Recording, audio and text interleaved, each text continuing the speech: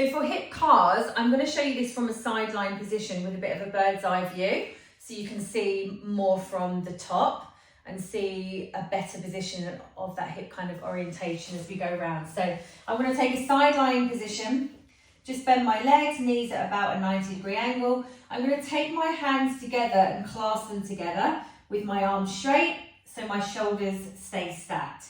Now you can pop a yoga block under your head for a bit of support under the head. Now, so I want to just get that full body tension first. I'm going to take a big deep breath in, pack that air down into my tummy, irradiate through the whole body.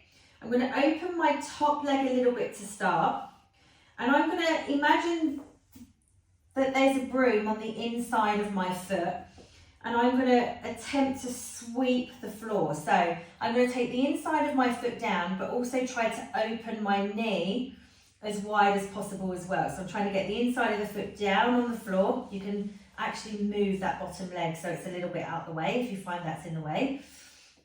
So the inside of the foot down, but try and open that knee. Now I'm going to sweep as high up as I can go, and I'm going to bring that hip into hip flexion with external rotation. So I'm sweeping along the floor. I'm trying to get this adduction in the hip by opening up the knee as high as it goes, and then I'm going to open my top knee. So still think of this knee like a book, and you're going to open it as wide as it goes. So I'm going to get to end range of hip abduction first. When I get there, I'm going to feel a bit of a block. I can't go any further. I'm going to take my foot and I'm going to internally rotate the hip. So I'm attempting to get this foot a bit more behind this knee.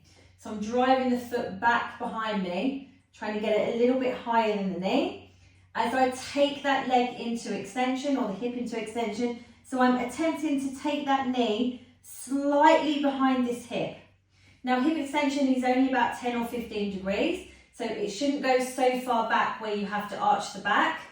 So we're going to take it back behind, bring it down, reset. So I'm going to bring those knees together, and then I'm going to reverse. So I'm going to go hip extension, feel that stretch in the quad here. Then I'm going to open up the leg for abduction. I'm trying to get my foot a little bit higher than the leg here, so I'm trying to open up that foot as well with internal rotation. And then I'm going to pull open into abduction. So I'm back to this kind of open book position here. As I bring that knee open, so I'm trying to drive the knee behind my hip, and I'm going to sweep that foot through. So I'm just going in reverse, bringing my leg up to flexion, trying to get that foot back to the floor with my knee open, and then I'm going to take that back to where I started. So I'm going to do that one more time, a little bit quicker. So I'm going to sweep my foot across the floor, try and open up the knee, go as far into flexion as I can. Then I'm going to open up the knee as wide as I can. So think of this like a page in a book. I'm going to get as open as I can, and I'm going to go internal rotation. So I'm going to try and pull that foot as if I'm trying to pull it up towards the ceiling. As I take it back to hip extension, trying not to use any spine stuff here. I just want to maximize hip, minimize everything else. Hip extension, I take it back, open up, open up, open up like a book.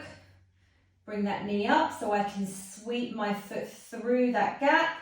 Hip flexion with adduction and external rotation. I take that all the way back.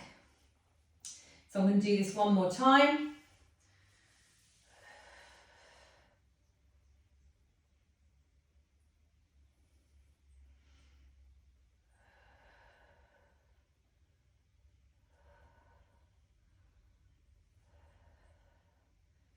Making sure that you're keeping that irradiation in the body, squeezing those hands together. Imagine that you're driving that leg through sand.